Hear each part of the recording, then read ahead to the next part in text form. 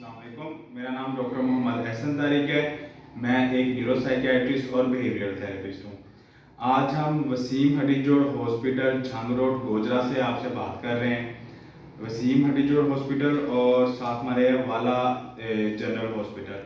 तो वसीम एंड वाला हॉस्पिटल गोजरा से बात कर रहे हैं और बात का हमारा मकसद है साइक एजुकेशन के बारे में। नफ्सियात की बीमारियों को समझने, परखने और फिर उनके मुनासब और मौसर इलाज के लिए बर वक्त तशखीस के अलावा डॉक्टर के पास बर वक्त जाना इंतहाई ज़रूरी है। और घबराहट समेत, परेशानी समेत कुछ बीमारियां ऐसी होती हैं या कई दफ़ा इंसान इतना परेशान होता है कि हम बीइंग मेंटल हेल्थ प्रोफेशनल्स अगले बंदे को समझाते हैं कि अभी आपने हर चीज़ के बारे में पढ़ना या ये काम नहीं करना, क्योंकि फिर आपको हर बीमारी ऐसे महसूस होती है जैसे मेरे अंदर है।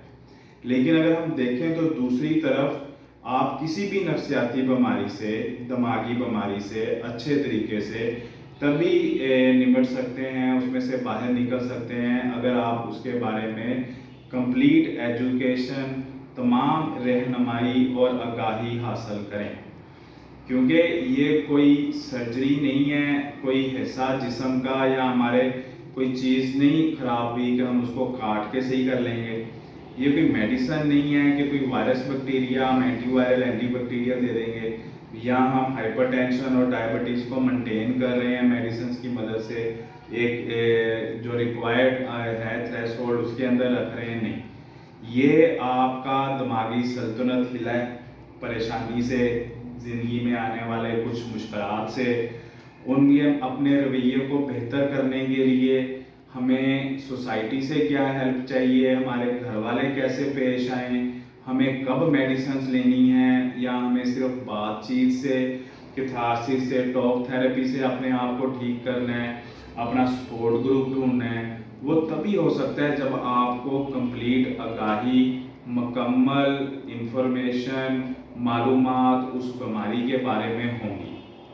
और जिस तरह आजकल गूगल, यूट्यूब और इतने सारे फेसबुक वगैरह सोशल मीडियाज़ हैं जिधर हमें हर चीज़ अवेलेबल है, ऑथेंटिक चीज़ें भी अवेलेबल हैं, जिनको पढ़ने से, समझने से हम जहन के मसाइल में से ज़्यादा बेहतर और ज़्यादा अच्छे तरीके से निकल सकते हैं। पहले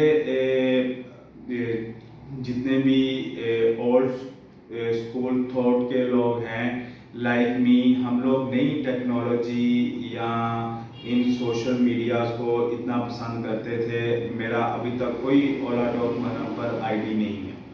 मैं बीइंग साइकियाट्रिस्ट इस चीज़ पर बिलीव करता था कि मुझे लाइव फेस टू फेस किसी बंदे को अपनी इंट्यूटिव कैपेसिटी से पहचानने के लिए, डायग्नोसिस बनाने के लिए, मैनेजमेंट प्लान बनाने के लिए बंदा चाहिए जिसको मैं देख सकूं, जिसकी सोशल उसके बहन भाई अटेंडेंट से मैं बात कर सकूं, उसका स्ट्रेस फैक्टर ढूंढ सकूं।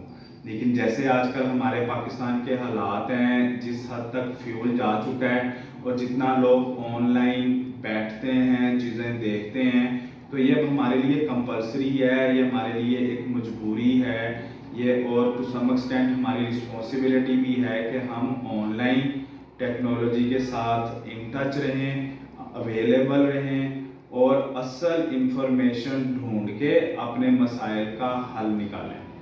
साइक एजुकेशन नफ्सियात की बीमारियों के बारे में आगाही, पढ़ाई, नॉलेज इतना ज़रूरी है कि हमारा जब हम स्पेशलाइजेशन करते हैं, हमारा कोई भी पोस्ट ग्रेजुएट डिप्लोमास होते हैं एमबीबीएस की डिग्री के बाद, एमसीपीएस, एफसीपीएस, ये जस्ट एक डिप्लोमास है, ये कोई डिग्रीज नहीं है। लेकिन इन डिप्लोमास के अलावा जो डिग्रीज होती हैं, 18 ईयर क्वालिफिकेशन कोई एमफिल, 21 ईयर क्वालिफिकेशन कोई पीएचडी, या हमारे डिप्लोमास एमआरसी साइक के जो होते हैं अब्रॉड, हर एक के अंदर सबसे इम्पोर्टेंट और सबसे पहला क्वेश्चन जो हमारे से किया जाता है वो साइक एजुकेशन के बारे में। हमारे जितने सक्सेसफुल साइकियाट्रिस्ट या डिपार्टमेंट्स हैं, जैसे प्रोफेसर इम्तियाज़ अहमद डॉक्टर साहब, फातिमा अवार्ड, उन्होंने अपनी साइक एजुकेशन के लिए एक प्रॉपर पम्फलेट्स और फ्लायर्स बनाए हुए हैं।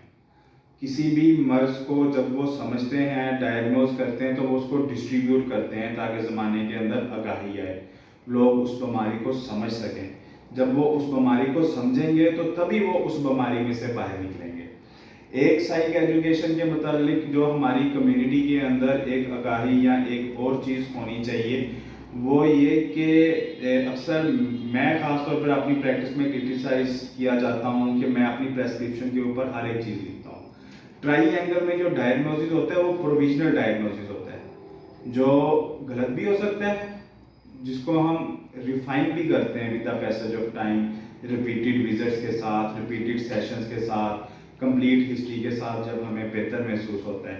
لیکن ہم کنسلٹنٹ اپروچ اپناتے ہوئے ایک پروویژنل ڈائگنوسس بناتے ہیں اور ہر چیز کے لیے جسٹ ایک دوائی پرسکرائب کرتے ہیں۔ ڈپریشن ہے تو ایک اینٹی ڈپریسنٹ، ایک اینٹی سائیکوٹک، ایک اینگزائٹک، جس کو ہم بعد میں ٹیپر آف بھی کریں گے، بلڈ اپ بھی کر سکتے ہیں اور کمبینیشنز بھی بنا سکتے ہیں۔ تو جو آپ لوگوں کی فیس ہوتی ہے بیسیکلی وہ ہمارے اس نالج کی ہے جس کی بیس پہ ہم ڈائگنوسس بناتے ہیں اور مینجمنٹ پلان بناتے ہیں۔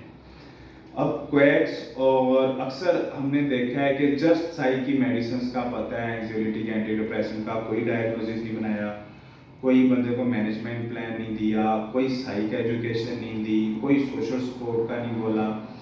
اس کی وجہ سے پھر نفسیات کے مسائل سالوں سال چلتے ہیں۔ اب اگر ہم اس کے کنسیپٹ کو سمجھیں تو قصور کس کا ہے؟ ہمارا اپنا، جو ہم اس بیماری کے متعلق آگاہی نہیں حاصل کرتے۔